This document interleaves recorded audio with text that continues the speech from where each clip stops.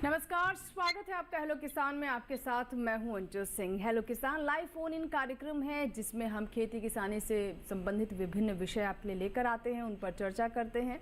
और इस कार्यक्रम का मकसद ये है कि किसानों की समस्या को लाइव सॉल्व किया जाए, उनकी समस्याओं का समाधान तुरंत दिया जाए, वो भी एक फ़ोन कॉल के माध्यम से, या फिर आप हमें ईमेल भी कर सकते हैं। तो आज का विषय क्या है जिस पर आज हम चर्चा करेंगे और लेंगे आपके सवाल। सबसे पहले नज़र आज के विषयों पर। तो आज का हमारा पहला विषय है अमरूद में नए बागों की स्थापना, और दूसरा विषय है सोयाबीन की उन्नत किस्में एवं बुआई। अमरूद के नए बागों में पौधों की स्थापना की बात हो, या फिर अगर आप सोयाबीन की फसल लेना चाहते हैं तो भी आप हमें कॉल कर सकते हैं, ईमेल कर सकते हैं। टोल फ्री नंबर आप नोट कर लें जिसके माध्यम से आप हमें संपर्क कर सकते हैं 1800-113060। दूसरा नंबर है 1800-113061। टोल फ्री, यानी इन पर आपका कोई शुल्क नहीं लगेगा। आप चाहे तो हमें ईमेल भी कर सकते हैं hellokisan2015@gmail.com पर।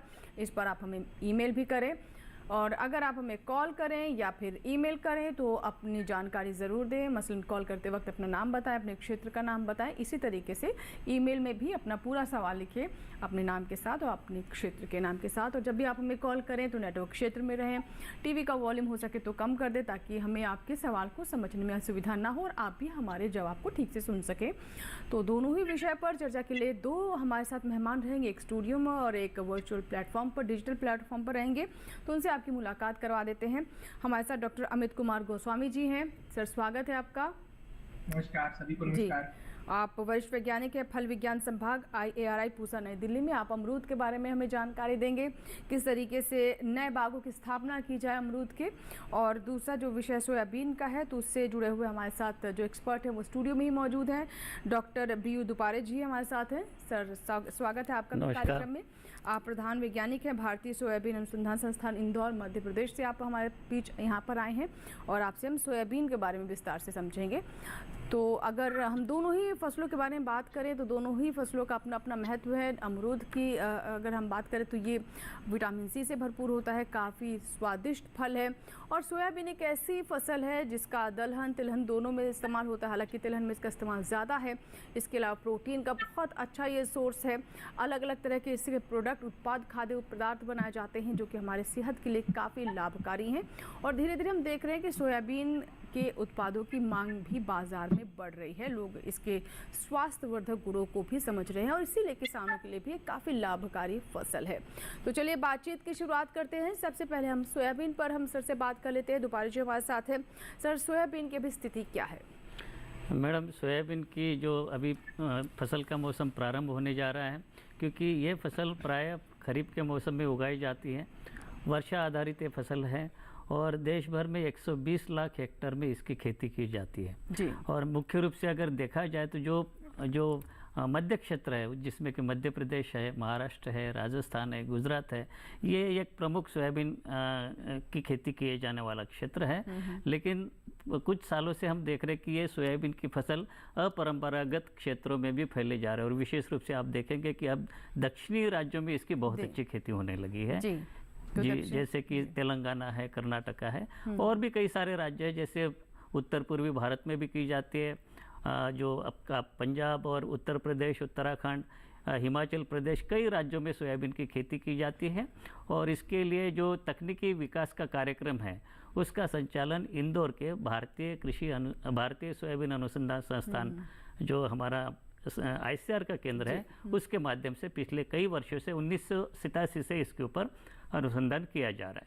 बिल्कुल, तो इस फसल पर अनुसंधान भी काफ़ी किया जा रहा है। और जैसा कि हमारे मेहमान बता रहे हैं कि जो पारंपरिक क्षेत्र हुआ करते थे सोयाबीन के, अब उससे बाहर ही निकल चुकी है। दक्षिण के कई राज्यों में भी इसकी खेती हो रही है और साथ ही पूर्वोत्तर के भी कुछ राज्यों में इसे अपनाया जा रहा है। लेकिन मुख्य रूप से जो राज्य हमारे यहाँ इसकी खेती के लिए जाने जाते हैं उसमें मध्य प्रदेश है, राजस्थान है, गुजरात है, ऐसी महाराष्ट्र भी है जहाँ पर इसकी मुख्य रूप से खेती की जाती है। और ये इसलिए भी काफ़ी लोकप्रिय है क्योंकि इसमें बहुत झंझट नहीं है, मतलब बहुत ज़्यादा इसमें सिंचाई की ज़रूरत नहीं होती, बहुत उपजाऊ मिट्टी हो ऐसी इसकी भी ज़रूरत नहीं है। तो बहुत ज़्यादा अगर संसाधन नहीं है तब भी आप इसकी अच्छी फसल प्राप्त कर सकते हैं। तो चलिए देखते हैं इससे जुड़ी हमारी पहली रिपोर्ट।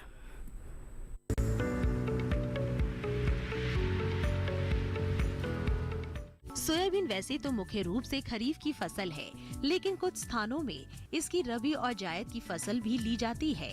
ज्यादातर जगहों में इसकी बुआई जून से जुलाई के बीच की जाती है। सोयाबीन की फसल के लिए शुष्क जलवायु की जरूरत होती है। 25 डिग्री तापमान पर इसका जमाव 4 दिन में ही हो जाता है। इससे कम तापमान होने पर जमाव में 8 से 10 दिन लगते हैं।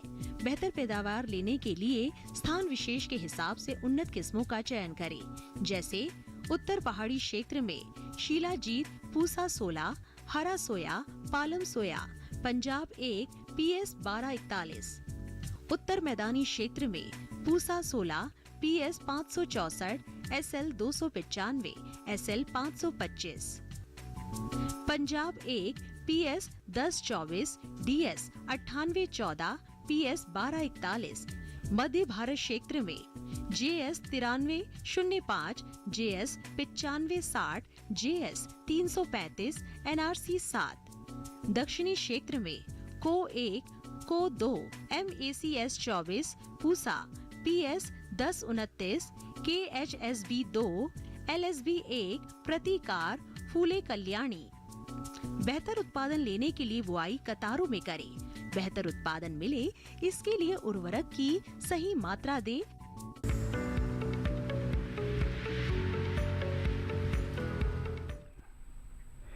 तो अभी आपने सोयाबीन पर रिपोर्ट देखी, जिसमें बहुत सारी जानकारियां हमने इस रिपोर्ट में समेटने की कोशिश की हैं। लेकिन अगर आपके कोई सवाल है, कोई जानकारी और भी प्राप्त करना चाहते हैं, किसी और समस्या से आप जूझ रहे हैं, सोयाबीन की खेती से जुड़ी हुई कोई भी जानकारी आप प्राप्त कर सकते हैं हमारे एक्सपर्ट से, लाइव वो भी या फिर ईमेल के माध्यम से।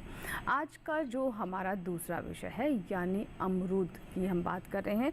तो अमरूद के नए बागों की स्थापना किस प्रकार करें, उस वक्त इन बातों का ध्यान रखें, कैसे आप अच्छी पैदावार की उम्मीद कर सकते हैं, अच्छी फलत की उम्मीद कर सकते हैं, इसके लिए शुरुआत से आपको ध्यान रखना होगा। हमारे साथ अमित जी हैं। अमित जी, अमरूद के नए बागों की स्थापना की हम बात कर रहे हैं, उस लिहाज से समय कितना महत्वपूर्ण है और किसानों को किन चीज़ों की तैयारी अभी से शुरू कर देनी चाहिए? जी, नमस्ते सभी को। इस समय जैसे कि आपने प्रश्न किया और जो आपका टॉपिक है बहुत पर्टिनेंट है इस समय के हिसाब से। अमरूद के बागों को लगाने के लिए जो ये जून का महीना है, ये बहुत अति महत्वपूर्ण महीनों में से एक महीना माना जाता है। जी। हालांकि अप्रैल की जब फसल कट जाती है तो उस समय हम लोग किसान भाइयों से कहते हैं कि इस समय जिस खेत में आपको बाग लगाना है उस खेत की लेबलिंग कर दें। उस खेत में आप उचित दूरी पे 4x4 मीटर या 3x3 मीटर की दूरी पे अमरूद के लिए गड्ढे खोदते हैं। और इस समय जो सबसे महत्वपूर्ण टाइम होता है, ये समय होता है गड्ढों को अच्छे से सोलराइज करके उसके बाद उसको भरने का। जैसे ही पहला पानी शुरू होता है उसके पहले हमारा खेत पूर्ण रूप से तैयार होना चाहिए। अमरूद का खेत हो या कोई और फल वृक्ष हो, जिनको की सूर्य की रोशनी पूरी चाहिए होती है, उनके लिए हमें गड्ढों की खुदाई पर बहुत अति महत्वपूर्ण ध्यान देना है। गड्ढा खोदते समय कम से कम 75 सेंटीमीटर से 1 मीटर तक के गहरे गड्ढे को, 1 मीटर चौड़ा और 1 मीटर गहरा, इस 1x1x1 मीटर के गड्ढे को या 75 centimetre by 75 centimetre by 75 centimetre के गड्ढे को बहुत अच्छे से हमें देखना है कि कहीं नीचे कुछ ऐसी परत तो नहीं है जिसमें कि कोई पत्थर हो, कोई लाल क्षारीय मिट्टी हो। तो ये सारी परतें हम उसको तोड़ देते हैं उस बीच में। और फिर इस समय जो सड़ी हुई गोबर की खाद है वो अमरूद के सारे गड्ढों के बगल में रख देते हैं जी। और जब हमारा जैसे ही पहली बारिश शुरू हो जाती है उसके पहले हम अमरूद की जो गड्ढे हैं उसमें जो निकाली हुई मिट्टी है और जो गोबर की खाद है उसको बहुत अच्छे से मिला के वापस से भर देते हैं। तो सबसे पहले तो लैंड लेबलिंग इस समय पूरा अच्छे से लेबल कर ले हैं और पूरे गड्ढे सोलराइज हो जाए, गड्ढे में जो खाद भरनी है उसका पूरा इंतजाम हो जाए। हमारी जिस प्रजाति के पौधे हमें लगाने हैं वो प्रजाति की जो भी जिस नर्सरी से हमने बात की है, ICAR के जिस अनुसंधान केंद्र से बात किया है, उससे हम दोबारा बात कर लें कि भैया हम 15 दिन बाद अपने पौधों को लगाना चाहते हैं, तो हमारे पौधों को हम कब लेने आए, या अगर वो भिजवा रहे हैं पौधे तो क्या पौधे तैयार है, पौधे भिजवाने का उनके हिसाब से उचित समय क्या है। तो ये सारी महत्वपूर्ण बिंदुओं पे इसी महीने में ही सारी चर्चा किसान को करनी है और ये अति महत्वपूर्ण महीना है किसान को। बिल्कुल, तो ये बहुत ही महत्वपूर्ण महीना है, जून का महीना, जैसे कि आपने अमित जी बताया भी। और देखिए, इसीलिए हम ऐसे विषय भी लेकर के आते हैं ताकि हमारे किसान उनका लाभ भी उठाएं। सही समय पर जब तक सही जानकारी नहीं मिलेगी तब तक उसका लाभ भी किसान पूरी तरह से नहीं उठा पाएंगे। इसलिए जून का महीना है। अगर आप नए बागों के बारे में विचार कर रही हैं, नए बाग स्थापित करना चाहते हैं अमरूद के, तो आज का ये कार्यक्रम बहुत ध्यान से देखें। और इसके अलावा भी अगर अमरूद से जुड़ा जुड़ा हुआ कोई भी आपका सवाल है, कोई समस्या है, तो भी आप हमें ज़रूर कॉल कर सकते हैं। तो आइए देखते हैं अमरूद पर हमारा ये हमारी जो रिपोर्ट है जो हमने तैयार की है आपके लिए, डालते हैं नज़र।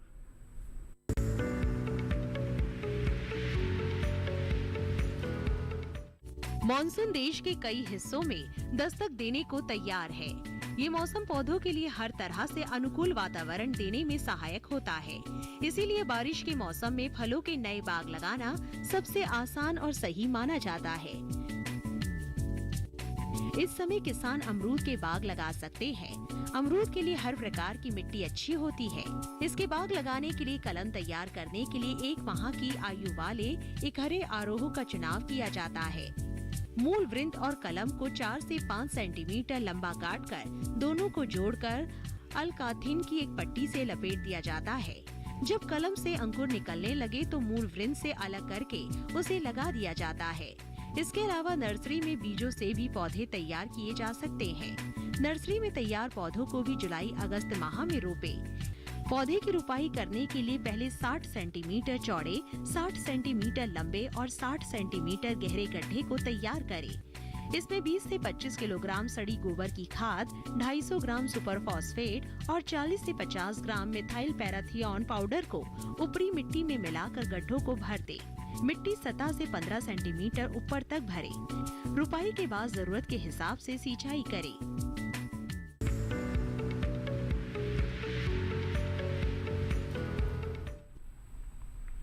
और आज के हमारे पहले कॉलर जुड़ रहे हैं, विपिन है, जिन्होंने सागर से हमें फ़ोन लगाया है। विपिन जी, स्वागत है आपका हेलो किसान में। बताइए क्या प्रश्न है।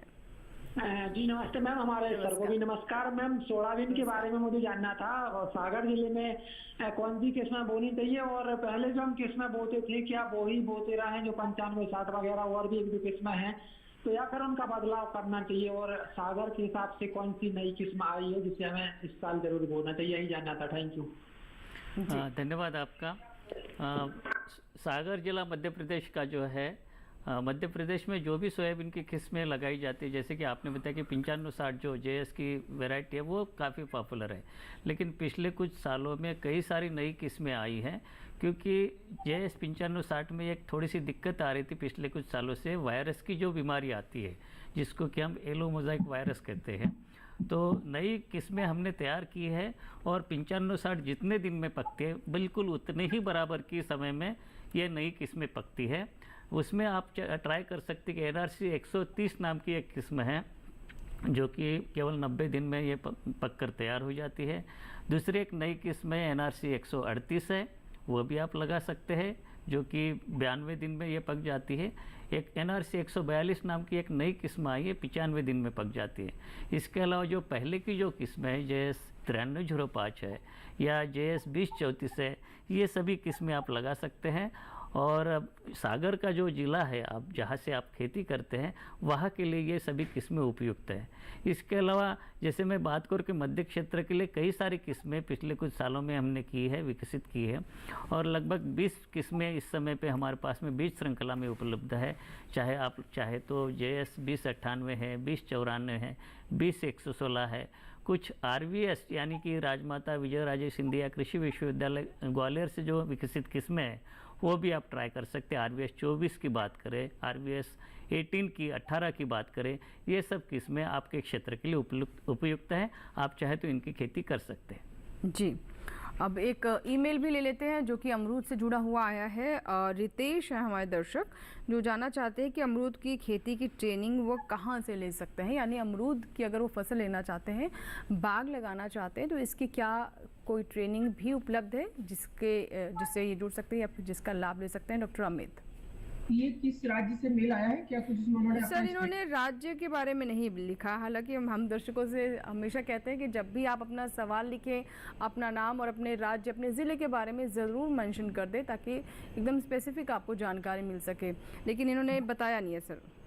देखिए, इसमें 2 तरीके, इस तरीके के जो भी किसान सुन रहे हैं उन भाइयों से मेरा निवेदन है कि अगर आपको किसी भी फल वृक्ष की खेती के बारे में जानकारी लेनी है जो आपके राज्य में जिसकी खेती करने की संस्कृति की गई है, तो सबसे उचित माध्यम होता है केवीके, कृषि विज्ञान केंद्र, और नहीं तो फिर वहाँ की जो कृषि महाविद्यालय है या कृषि विश्वविद्यालय का जो कैंपसेस हैं, वहाँ पे आपको उन फल वृक्षों की खेती की उचित जानकारी मिल जाती है, क्योंकि हमारे एक्सपेरिमेंट ब्लॉक में उस राज्य के कृषि विश्वविद्यालय या कृषि महाविद्यालय या कृषि विज्ञान केंद्र में उनके हमेशा ही छोटे मोटे एक्सपेरिमेंट लगे होते हैं। इसके साथ साथ एक बहुत सरल सी बात है कि अमरूद की खेती अगर किसी और फल वृक्ष की खेती भी कर रहे हैं तो बड़ी फल वृक्षों में सबसे सरलतम खेती में से एक अमरूद की खेती है। आप इसी तरीके के प्रोग्राम सुनते रहे, आप बड़ी आसानी से आपको सारी जानकारी मिल जाएगी। जी, एक कॉलर है, महाराष्ट्र है, रामेश्वर जी हैं जिन्होंने हमें फोन किया है। रामेश्वर जी, स्वागत है आपका हेलो किसान में, बताइए क्या प्रश्न है। मेरा प्रश्न है कि वो हमारे यहाँ सोयाबीन लिए जाती है तो पोटेश की मात्रा पोटाश की मात्रा क्या हो। देखिए रामेश्वर जी, आपका स्वागत है। महाराष्ट्र सोयाबीन में बहुत अच्छी खेती में अग्रसर है। कई सारे किसान बहुत ही अच्छा उत्पादन लेते हैं, लेकिन यहाँ जहाँ तक पोषण प्रबंधन की बात है सोयाबीन में, तो प्रति हेक्टर हम ये बोलते हैं कि 20 किलोग्राम नाइट्रोजन, 60 किलोग्राम फास्फोरस और 40 किलोग्राम पोटाश के साथ साथ 20 किलो सल्फर की पूर्ति करना प्रति हेक्टर क्षेत्र के लिए आवश्यक होता है। तो उसके अगर कॉम्बिनेशन अगर बनाया जाए जो कि इसके सोर्सेस है, तो आप चाहे तो 56 किलोग्राम यूरिया लगता है और 375 से लेकर 400 किलोग्राम सुपर फॉस्फेट लगता है और उसके साथ साथ 67 किलोग्राम पोटाश लगता है। तो आपने जो पूछा 67 किलोग्राम प्रति हेक्टर ये पोटाश की मात्रा है। आप ये जो कॉम्बिनेशन अपनाते हैं तो सल्फर के लिए जो आप सुपर फॉस्फेट डालते हैं उसमें ऑलरेडी होता है, तो अलग से सल्फर डालने की भी कोई आवश्यकता नहीं। उसके अलावा आप डीएपी अगर डालते हैं तो उसके साथ में भी आपको जो पोटाश की मात्रा यानी 67 किलोग्राम प्रति हेक्टर वो डालनी पड़ेगी, या आप जो मिश्रित उर्वरक डालते हैं जैसे कि 12-32-16 उसके साथ में भी सल्फर आपको अलग से मिलाना पड़ेगा। इसके लिए जो बेंटोनेट सल्फर है 25 किलोग्राम प्रति हेक्टर, ये आप मात्रा अपना सकते हैं। जी बिल्कुल, तो समझ गए होंगे आप कि किस तरीके से आपको जो पोषक तत्व हैं उनका प्रबंधन करना है ताकि अच्छा उत्पादन आपको प्राप्त हो सके।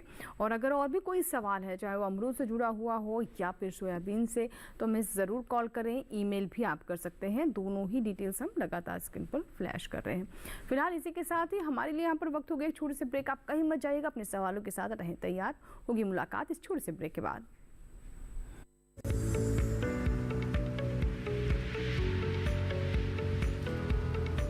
अरे भाई सुना नहीं क्या, केसीसी ने किसानों का जिंदगी बदल दिया है। देश के छोटे किसान 1,60,000 रुपए तक का कर्ज बिना किसी गारंटी को ले पाएंगे। ब्याज खोरों से भी पीछा छुटा। मैं तो जैविक खेती का पूरा सामान मंगा लिया।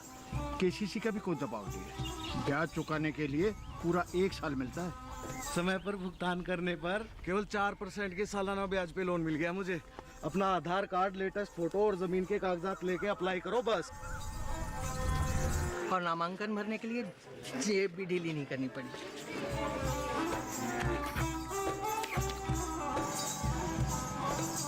चाचा, उधार चुकाने के 24 घंटे के बाद उतने ही पैसे वापस निकाल सकते हैं। केसीसी ने किसानों की जिंदगी वाकई बदल दी है।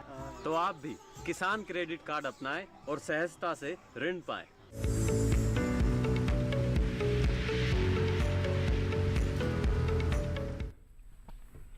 ब्रेक के बाद एक बार फिर आपका स्वागत है। आप देख रहे हैं लोग किसान। अगर आप अभी अभी हमारे साथ जुड़े हैं तो आज के विषय एक बार फिर से आपके लिए दोहरा दें। आज हम बात कर रहे हैं अमरूद के नए बागों की स्थापना की और साथ ही कैसे आप सोयाबीन की अच्छी खेती कर सकते हैं, अच्छी फसल प्राप्त कर सकते हैं। तो इन दोनों विषय से जुड़े हुए अगर कोई भी आपके सवाल है तो ज़रूर हम तक पहुँचाएँ। और एक कॉलर है विनोद जोशी हैं जिन्होंने राजस्थान से हमें फ़ोन लगाया है। आइए जोशी जी का सवाल ले लेते हैं। जी विनोद जी, बताइए क्या सवाल है आपका।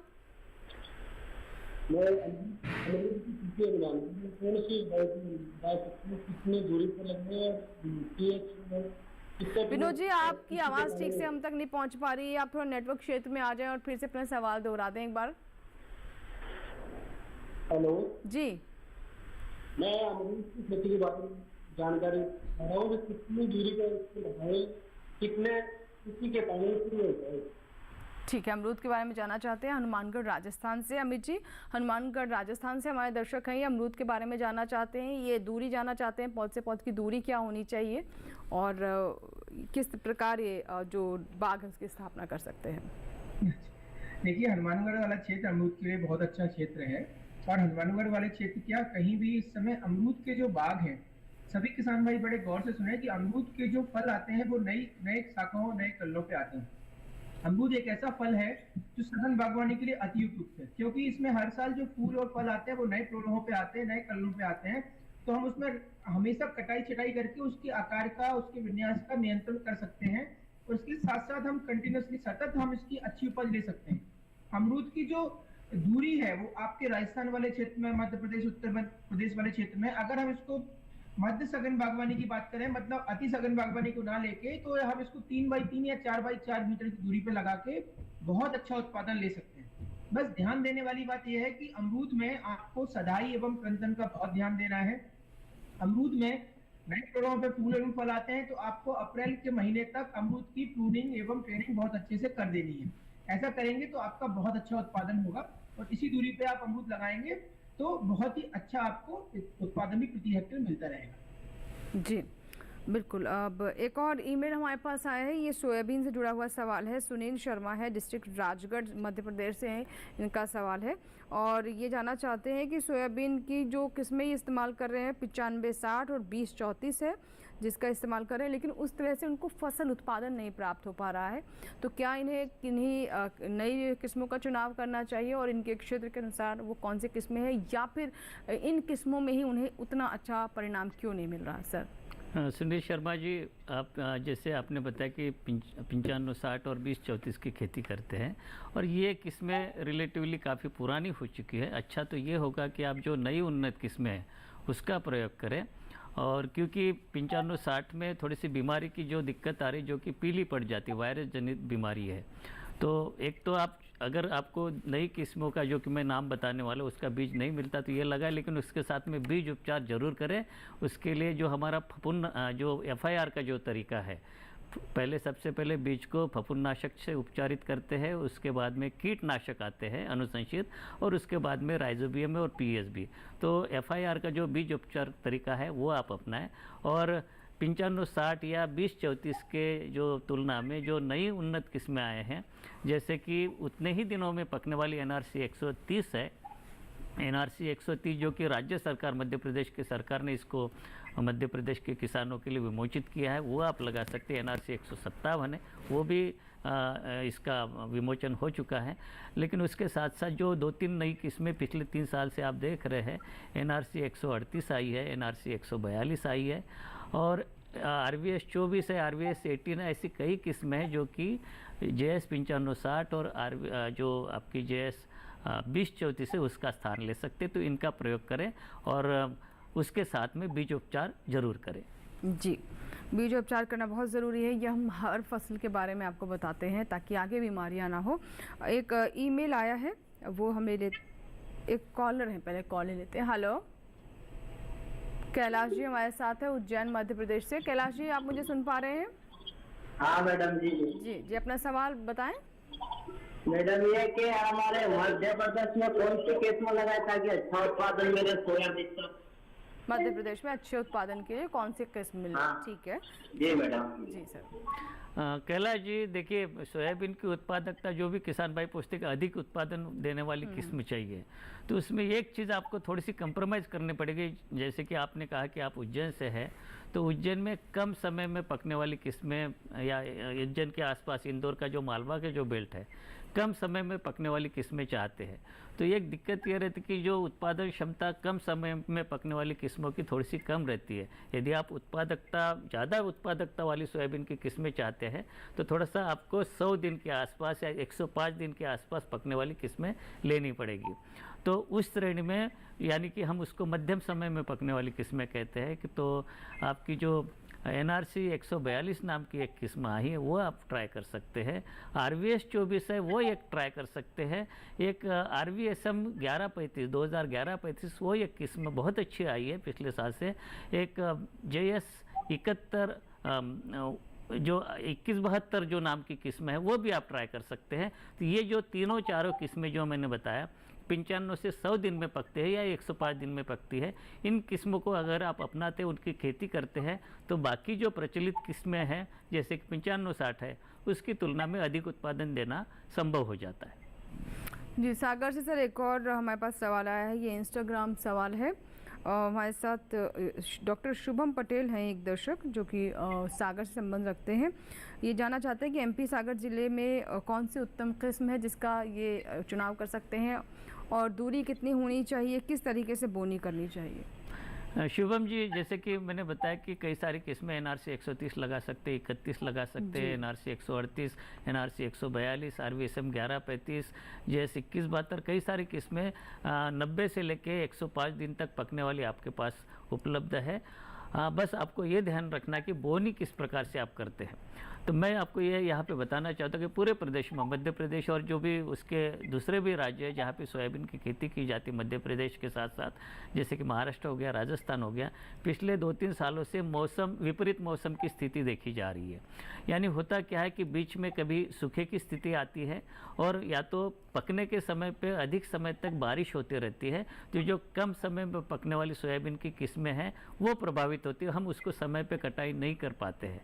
तो ऐसी स्थिति के लिए हमें ये करना पड़ेगा, एक नई पद्धति हम उसको बोलते हैं कि जो बोनी की पद्धति है, जो आमतौर पे हम कल्टीवेटर चला के सीड ड्रिल से बोनी करते थे, अब उसके स्थान पे संभव हो तो आप कृपया ये प्रयोग करें कि BBF पद्धति या रीच फरो पद्धति को अपनाएं। इसमें क्या होता है कि BBF की जो तकनीकी है उसमें 5 या 6 कतारों के बाद में अपने आप नालियाँ बनते हुए जाती हैं, और जो रीच फरो पद्धति है उसमें प्रत्येक जो कतार होंगी मेड़ पे बनती है, यानी हर कतार के बाद में कूड़ मेड़ प्रणाली उसको कहते हैं। तो ये दोनों जो पद्धति है उसमें फ़ायदा ये है कि कम जो बारिश होती है तो हमारी जो सूखे के कारण सोयाबीन की फसल प्रभावित होती है वो नहीं होगी, क्योंकि नालियाँ जो बनती है उसमें अधिक समय तक नमी संचयन का काम होगा। और अगर अधिक वर्षा होती है, अधिक समय तक होती है, जैसे कि पिछले कुछ सालों में देखा जा रहा है पकने के समय पे होते हैं, तो इन नालियों के माध्यम से हम जल निकास की व्यवस्था कर सकते हैं, क्योंकि सोयाबीन की फसल जो है अधिक समय तक पानी खेत में जमा हुआ नहीं रहना चाहिए, नहीं तो सोयाबीन का उत्पादन तो पानी के प्रति संवेदनशील फसल है, मतलब जल भराव ना हो, और अगर बारिश ज़्यादा है ऐसा पूर्वानुमान है तो जल निकासी की व्यवस्था आप अपने खेत में ज़रूर कर लें। डॉक्टर अमित, एक ईमेल आया है, हम ये सवाल ले लेते हैं ईमेल का। और बहुत सारे दर्शक जो हमें संपर्क नहीं कर पा रहे फ़ोन के माध्यम से, तो उनके लिए और भी आसान तरीका, आप ईमेल कीजिए। जो हमारे दर्शक हैं ये अमरूद के बारे में जानना चाहते हैं, विशाल है, हालांकि इन्होंने भी क्षेत्र के बारे में नहीं लिखा है, और जानना चाहते हैं कि अमरूद में कौन कौन सी बीमारियां हो सकती है। कुछ का जिक्र इन्होंने किया है, रेड लीफ, वाइट पैचेस और फ्लावर ड्रॉपिंग, यानी जो फूल गिरने लगते हैं। तो इन बीमारियों का किस तरीके से ट्रीटमेंट किया जा सकता है, और इसके अलावा कौन कौन सी बीमारियाँ हो सकती है अमरूद में। देखिए, पहले तो ये बड़ी खुशी की बात है कि हमारे देश के किसान हमें इंस्टाग्राम से, ईमेल से, व्हाट्सएप से जी तो इससे लग रहा है कि हम लोग ठीक दिशा में जा रहे हैं। दूसरा, अमरूद क्या है, अमरूद देश के 24 राज्यों में इस समय उत्पादन हो रहा है। मध्य प्रदेश की सबसे अच्छी फसलों में से एक अमरूद है, और जैसे कि सोयाबीन पर डिस्कशन हो रहा है, वैसे ही अमरूद भी मध्य प्रदेश का सबसे ज्यादा उत्पादकता देने वाला एक फल है। और रही बात अमरूद की बीमारियों की, तो जो ये बीमारियों की इन्होंने चर्चा की है, ये अमरूद की प्रमुख बीमारियां नहीं है। अमरूद की प्रमुख बीमारियों में उकटा है, ये जो कीटों में फल मक्खी है, ये दो प्रमुख समस्याएं अमरूद के साथ। कभी कभी अमरूद में एंथ्रेक्नोज और फूट ब्लोअर की समस्या आती है। अन्यथा अमरूद में, जैसे कि इन्होंने बताया कि ब्रॉन्जिंग ऑफ लीव्स, तो ये सर्दियों में अमरूद में क्या है कि एक अमरूद का ट्रेट है कि सर्दियों में अमरूद में ब्रॉन्जिंग होने लगती है, यानी अमरूद के जो पत्ते हैं वो थोड़े थोड़े से आपको ब्राउन या हल्के से लाल जैसे दिखने लगेंगे, कत्थई जैसे दिखने लगेंगे। वो फास्फोरस की अनुपलब्धता के कारण होता है, वो कोई बीमारी नहीं है। फ्लावर ड्रॉप अमरूद में कोई समस्या नहीं है। अमरूद में 88% फ्रूट सेट होते हैं, जिसमें से 34% फल अपने अंत तक पहुंचते हैं।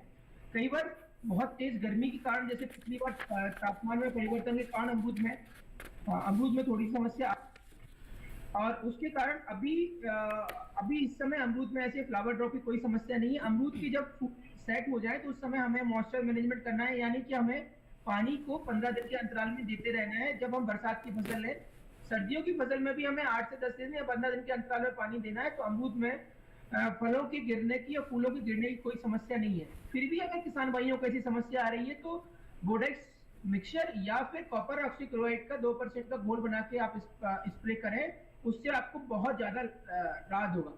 जी, नितिन यादव एक और दर्शक है हमारे साथ जिन्होंने मध्य प्रदेश से फोन लगाया है। नितिन जी बताएं क्या सवाल है, किस विषय पर आप जानना चाहते हैं? नितिन जी मुझे सुन पा रहे हैं आप? हेलो हेलो हेलो जी नमस्कार नितिन जी, अपना सवाल बताएं।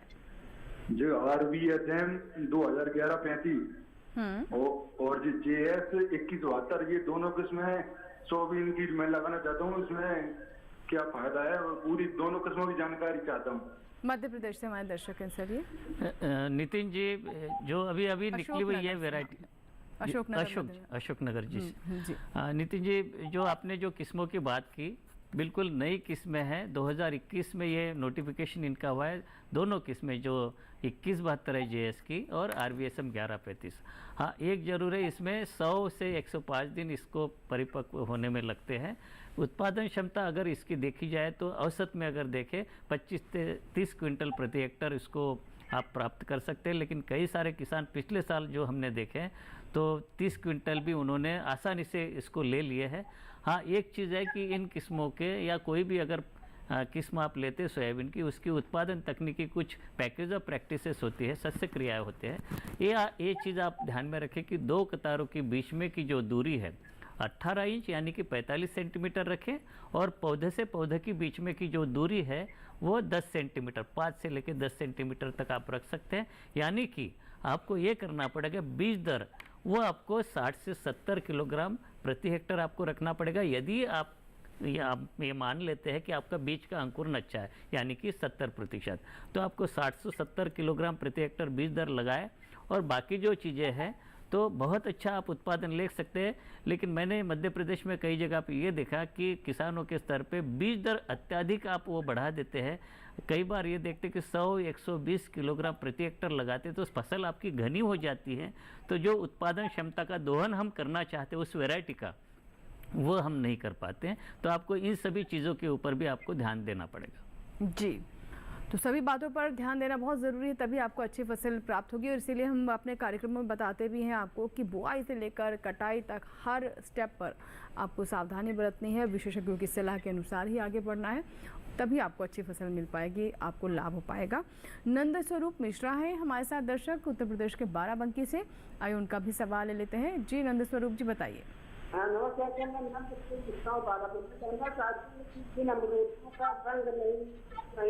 उनकी बढ़वार नहीं तो इस प्रकार से पहचान हो तो किसानों को हमारे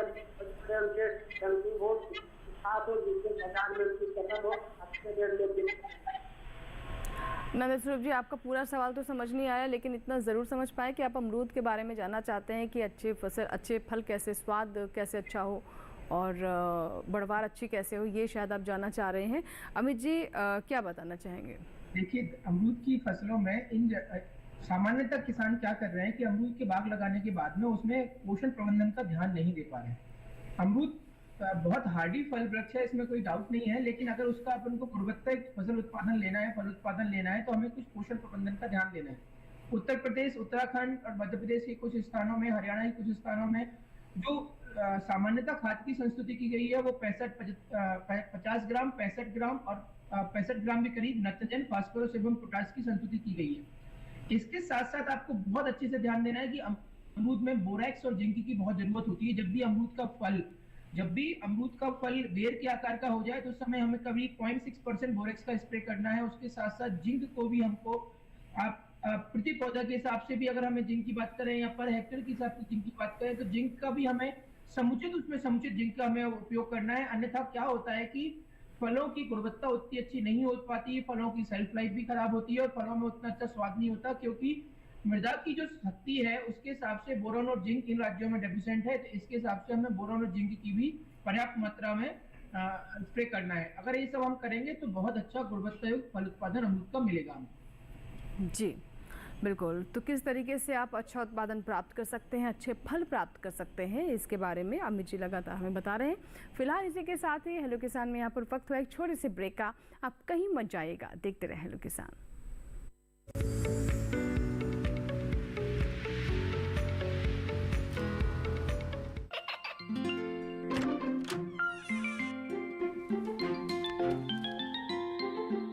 ये क्या हो रहा है? काशवी, इतने कम मार्क्स? काशू बेटा पढ़ा करो, पढ़ोगी नहीं तो आगे कैसे बढ़ोगी? मम्मा मैं भी तो आपसे यही कहना चाहती हूँ, पढ़ा करो। आप पढ़ोगे नहीं तो आगे कैसे बढ़ोगे? मतलब? वो देखो। सिर्फ बैक पर छपा ऑर्गेनिक नहीं, ऑर्गेनिक का निशान पहचानिए। पीजीएस ऑर्गेनिक का ये लोगो उन किसानों की पहचान है जो आज भी परंपरागत विधि से रसायन मुक्त खेती कर आपके लिए शुद्ध फसल उपजा रहे हैं। अब समझे मम्मा, अगर मैं प्योर ऑर्गेनिक फूड नहीं खाऊंगी तो अच्छे मार्क्स कहाँ से लाऊंगी? अच्छा बच्चों, जैविक खेती की इस मुहिम को आगे बढ़ाइए, शुद्ध ऑर्गेनिक अपनाइए।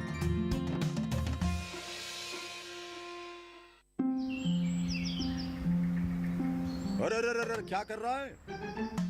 इधर इधर इधर, हम बोल रहे हैं तेरे बीजू का पुतला बोल रहा है? हाँ, पक्षियों से तो हम खेत को बचा लेते हैं, पर इन घातक रसायनों से कैसे बचाएं? मतलब? देख बेटा, तू जो ये अंधाधुंध रसायन मिलाता है ना, मिट्टी की सेहत बिगड़ने लगी है। और जब माटी ही कमजोर पड़ जाएगी तो उपज कैसे सेहतमंद होगी? हाँ? अरे पहले ऐसा नहीं था। पूछना अपने बड़े बुजुर्गों से, कैसे फसल लहलहाती थी, शुद्धता झलकती थी। हाँ, माटी भी तंदुरुस्त और लोग भी।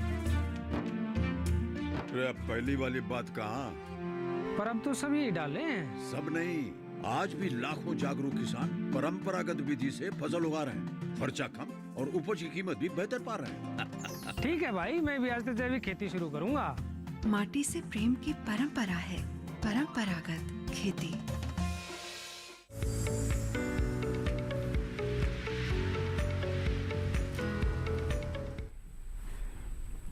ब्रेक के बाद एक बार फिर आपका स्वागत है। आप देख रहे हैं हेलो किसान और आज हम बात कर रहे हैं सोयाबीन और अमरूद पर। इस बीच एक दर्शक हमारे साथ जुड़ चुके हैं जिन्होंने हमें कॉल किया है। मध्य प्रदेश से विक्रम जी हैं फोन लाइन पर। विक्रम जी, स्वागत है आपका हेलो किसान में। बताइए क्या सवाल है। नमस्कार मैडम। नमस्कार। मैं सीहोर एमपी से बोल रहा हूँ। सीहोर से, जी बताएं, सवाल बताएं। जी मेरा ये जानना है कि जो खेतों में पानी बना रहता है उसमें कौन सी फसल बोना चाहिए? यानी जिन खेतों में जल जमाव हो जाता है जी हाँ, कौन सी सोयाबीन की किस्में बोना चाहिए? ठीक है सर। जी, आप सीहोर जिले से है और आपका प्रश्न है कि जल भराव की जो खेत है ऐसे जहाँ पे पानी जमा होता है, तो एक तो दो तकनीकें है इसमें। तो जल निकास की व्यवस्था आपको करनी पड़ेगी, ये एक चीज़ आप ध्यान में रखें। बीबीएफ पद्धति जैसे मैंने आपको बताया, रिच फरो, उसका उपयोगिता इसके लिए हो सकती है। जहाँ तक किस्मों की बात है तो पिछले 2 सालों में हमने कुछ नई किस्में निकाली है जो कि जल भराव के लिए सहिष्णु हैं या उसको टॉलरेंट हम उसको कह सकते हैं। तो उसमें आप देखें कि एक नई किस्म है NRC 136 नाम की जो किस्म है, वो आप लगा सकते हैं। मध्य प्रदेश सरकार ने इसको शासन द्वारा मध्य प्रदेश के किसानों के लिए विमोचित किया है। एक NRC 127 नाम की किस्म है जो कि खाने के लिए भी बहुत अच्छी उपयुक्त है क्योंकि इसमें कुनिट्स ट्रिप्सिन इनहिबिटर से ये मुक्त है। तो वो हमने ये देखा कि जहाँ पे अधिक वर्षा होती है, जलभराव की समस्या रहती है, वहाँ पे आप इसकी खेती कर सकते हैं। तो NRC 136 है, NRC 127 है, ये किस्में आप लगा सकते हैं। और बाकी दूसरी किस्में अगर आप लगाते हैं तो वहाँ पे जल निकास की व्यवस्था आपको करनी पड़ेगी। जी बिल्कुल, जल निकासी की व्यवस्था करनी बहुत ज़रूरी है जैसा कि हमारे एक्सपर्ट का कहना है। और हमने जैसे कि पहले भी बताया कि ऐसी फसल है जिसमें बहुत ज़्यादा पानी की ज़रूरत नहीं होती है और ज़्यादा जब पानी जमा हो जाता है तो इससे फसल पर काफ़ी नकारात्मक प्रभाव पड़ता है। सर एक ईमेल और आया है, ये भी सोयाबीन पर जुड़ा हुआ है। सूरज यादव हैं, ये गर्मी में सोयाबीन इन्होंने लगाई है तो उसके लिए क्या क्या सावधानी रखनी चाहिए? देखिए सूरज जी, आप मध्य प्रदेश से हैं। वैसे गर्मी के मौसम में ग्रीष्मकालीन सोयाबीन की खेती के अनुशंसा तो नहीं है क्योंकि उससे और भी कोई दूसरी दिक्कतें हो सकती, खासतौर से बीमारी को साइकिल मिल जाती है। तो अनुशंसित तो नहीं है, लेकिन कई सारे जो किसान हैं बीज उत्पादन के लिए इसका सोयाबीन की खेती जो ग्रीष्मकालीन करते हैं बीज उत्पादन के लिए, तो उसकी कोई विशेष तकनीकी तो नहीं है, वही है। लेकिन एक चीज़ आप ध्यान में रखें, अगर गर्मी में आप लगाते हैं तो दिसंबर या जनवरी से पहले नहीं लगाएं। तो उसके बाद में क्या होता है कि आप जो भी किस्में लगाए हैं उसकी जो अंकुरन आप जांच लें, क्योंकि गर्मी के मौसम में आपको नमी के कारण थोड़ा सा अंकुरण में दिक्कत हो सकती है, तो पहले आप ये देखें कि अंकुरण सुनिश्चित करें। और बाकी जो तकनीकी है जैसे ही है, लेकिन आमतौर पे अगर देखा जाए तो गर्मी के मौसम में जो उत्पादन आप मिलेगा, जो खरीफ में जो मिलता है उसकी तुलना में बहुत कम रहता है। तो उत्पादन अगर आप लेना है तो खरीफ का मौसम भी बहुत अच्छा है, लेकिन जो आप बीज उत्पादन के लिए जो आप सोच रहे हैं उसके लिए आप कर सकते हैं। हालांकि उसकी अनुशंसा नहीं है, बहुत सावधानियां आपको बरतनी पड़ेगी और उसके लिए बीज उपचार जो है वो आपको करना अत्यंत ज़रूरी है, क्योंकि बीमारियों का साइकिल ये साल मतलब हर सीज़न के बाद मिलते रहता है। और जहाँ तक सोयाबीन में अनुशंसित बीजोपचार की बात है, जैसे कि आप जानते हैं कि FIR नाम का एक तरीका हमने निकाला बीज उपचार करने के लिए। जो अनुशंसित फफूंदनाशक है उसका सबसे पहले करना पड़ेगा और उसके बाद में कीटनाशक उससे भी करना पड़ेगा। एप मतलब फफूंदनाशक, उसमें जो अनुशंसित है एक दवाई है जो कि 3 इसका कॉम्बिनेशन है, और वो आप एजोक्सिस्ट्रोबिन, थायोफेनाइट मिथाइल और थायोमिथाक्सम, इसका ये सम्मिश्रण है। 3 दवाइयाँ एक साथ है। 10 मिलीलीटर प्रति किलोग्राम बीज इसकी मात्रा होती है। या दूसरा ऑप्शन ये है कि दूसरी दवाई पेनफ्लूफेन प्लस ट्राइफ्लोक्सिस्ट्रोबिन, इसकी 1 मिलीलीटर प्रति किलोग्राम बीज ये मात्रा है। या फिर कार्बोक्सिन प्लस थायरम, ये भी कोई ले सकते हैं। तो इनमें से कोई भी एक आप ले, उससे फफूंदनाशक से पहले उपचारित कर ले। उसके बाद में 2 कीटनाशक है जैसे कि थायोमिथाक्सम है या इमिडाक्लोप्रिड। तो इमिडाक्लोप्रिड 1.25 मिलीलीटर प्रति किलोग्राम बीज और थायोमिथाक्सम जो है कीटनाशक उसकी 10 मिलीलीटर प्रति किलोग्राम बीज, उससे उपचारित करें। आप अगर मानते हैं इसको पहले से करके रखना बोनी से, तो बोनी से 1 महीने पहले फफूंदनाशक और कीटनाशक से बीज उपचार कर सकते हैं। लेकिन इसकी अंतिम जो कड़ी है FIR में से राइजोबियम और PSB कल्चर, वो बोनी के तुरंत पहले या उसी दिन आपको करना पड़ेगा। और उसके लिए राइजोबियम और PSB कल्चर है प्रत्येकी 5 ग्राम प्रति किलोग्राम बीज के हिसाब से आपको उपचारित करना पड़ेगा। जी, नईमुद्दीन एक और दर्शक हमारे साथ फोन लाइन पर जिन्होंने झांसी से कॉल किया है। अब स्वागत है आपका कार्यक्रम में, बताइए क्या सवाल है। नमस्कार मैम। नमस्कार। मेरा निवेदन ये है कि पुराने जो अमरूद के बगीचे हैं उनका जीर्णोद्धार किस प्रकार करें ताकि हमें पहले जैसे फल मिल सके।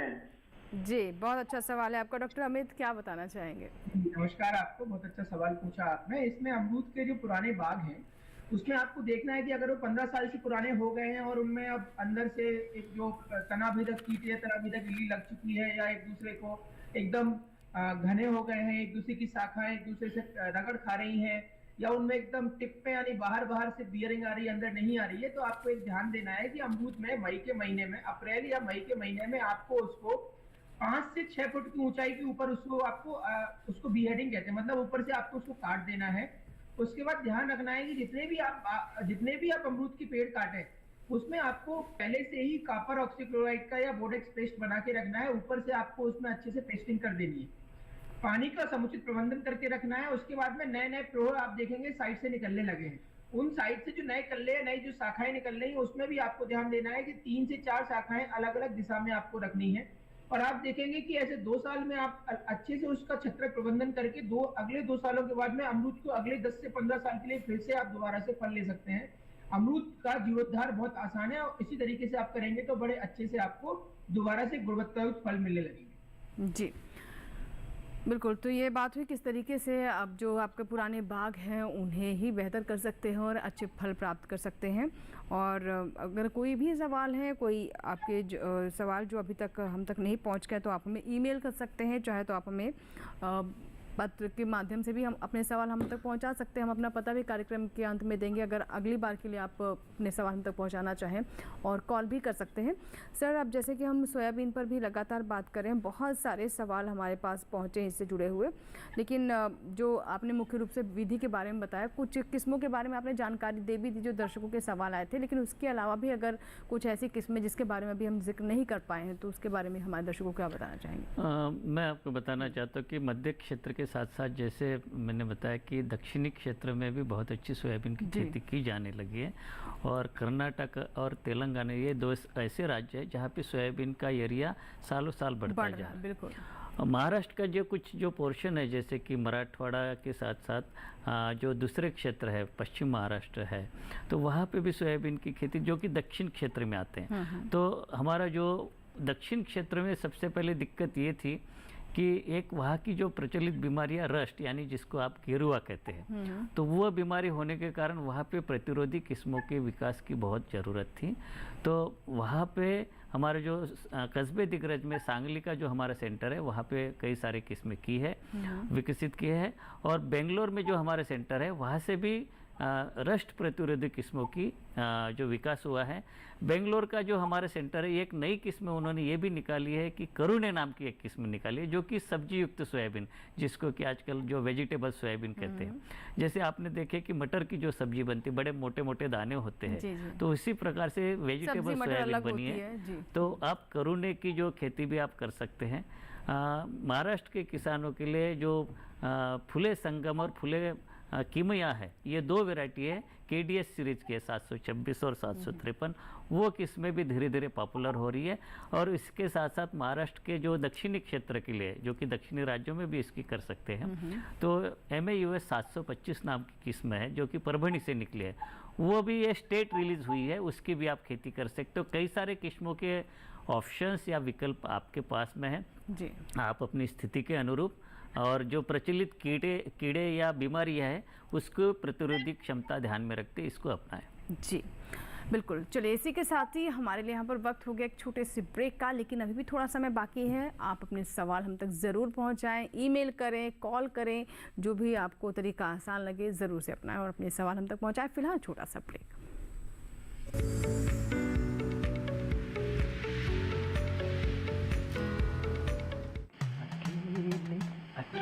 अरे वाह भैया, अकेले अकेले। अरे तू भी ले, पर खाएगा कैसे? मैं ऑर्गेनिक खेती की बात कर रहा रे बेटे। अकेले अकेले खेती कब तक करेगा? मतलब गांव में 20-25 किसानों का समूह बना के पंजीकरण करवा ले, फिर सरकारी ट्रेनिंग भी मिलेगी और मुफ्त जैविक बीज खाद भी। फिर BGS ऑर्गेनिक की सरकारी मोहर के साथ तेरी उपज आकर्षक पैक में पहुंचेगी बड़े बाजार तक। अच्छा? हाँ। अरे भाई, कहाँ चल दिया? सबको साथ लाने, आमदनी बढ़ाने। तो किसान भाई समझ गए ना? साथ मिलकर ऑर्गेनिक खेती कीजिए, अपनी परंपरा को आगे बढ़ाइए, ज्यादा मुनाफा कमाइए। माटी से प्रेम की परंपरा है परंपरागत खेती।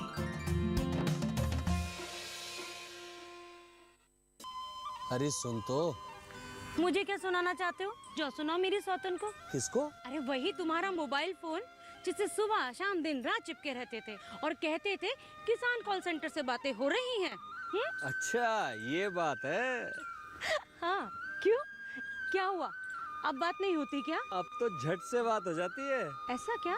हाँ, अब तो ज्यादा लाइनें और खास तकनीक के कारण खेती के माहिरों से तुरंत बात हो जाती है। और अगर कभी लाइन व्यस्त हो तो अपनी समस्या फोन पर रिकॉर्ड करा दो, वहाँ से फोन आ जाता है और समस्या की हल का मैसेज भी आ जाता है। ये देखो आ गया। अरे वाह, इसका मतलब इंतजार की घड़ी अब खत्म। हाँ। तभी मैं सोचूं कि आजकल मुझ पर इतना प्यार क्यों आ रहा है। कृषि संबंधी समस्याओं का अपनी भाषा में तुरंत हल पाने के लिए पूरे भारत में किसी भी फोन से हेल्पलाइन नंबर पर संपर्क करें। किसानों का दोस्त किसान कॉल सेंटर।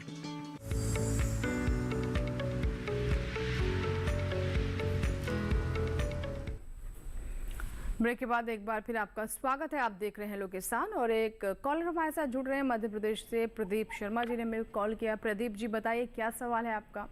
हाँ मैम, मैं जानना चाहता हूँ जो इंदौर संस्थान द्वारा NRC 138 और 142 वेराइटियाँ विकसित की गई हैं उनके बारे में, और वो कहाँ से उपलब्ध हो सकती है? सर अशोक जी, भारतीय सोयाबीन अनुसंधान संस्थान द्वारा इन किस्मों का विकास किया है और इसका बीज कई पिछले साल से ये 2021 का नोटिफिकेशन हुआ है। कुछ किसानों के खेतों पे ये पहुंच चुकी है। भारतीय सोयाबीन अनुसंधान संस्थान द्वारा इसका बीज उत्पादन का कार्यक्रम लिया जा रहा है। अगले साल तक कई किसानों को हम देने में सक्षम हो जाएंगे, क्योंकि हमारी जो बीज परियोजना है उसके माध्यम से किसानों के खेतों पे भी हम बीज सीड मल्टीप्लिकेशन का काम करते हैं। मैं इसकी विशेषता बताना चाहूँगा कि ये दोनों किस्में हैं खाद्य गुणों के लिए उपयुक्त है। और विशेष रूप से अगर NRC 142 की अगर बात करें तो जो खाने के उपयोग में लेने के लिए पहले हमारे पास जो बाधा जो आती थी, क्योंकि इसमें एक अपौष्टिक कुनिट्स ट्रिप्सिन इनहिबिटर होता है, जिसके कारण हम सोयाबीन खाने में उपयोग ले तो पचती नहीं है, तो उससे ये मुक्त है, KTI से मुक्त है। उसके साथ साथ एक और दिक्कत आती थी कि प्रचलित जो किस्में हैं उसमें कोई खाद्य पदार्थ बनाने के लिए उपयोग मिले तो उसके एक प्रकार से सोयाबीन की गंध या महक आती थी, जो कि हमारी जो आम जनता को पसंद नहीं है। तो इसके बारे में जो हमने कुछ काम किया तो ये NRC 142 ऐसी किस्म है जो कि दोनों ये जो अनडिज़ायरेबल कैरेक्टर्स है उससे पूरी तरह से मुक्त है।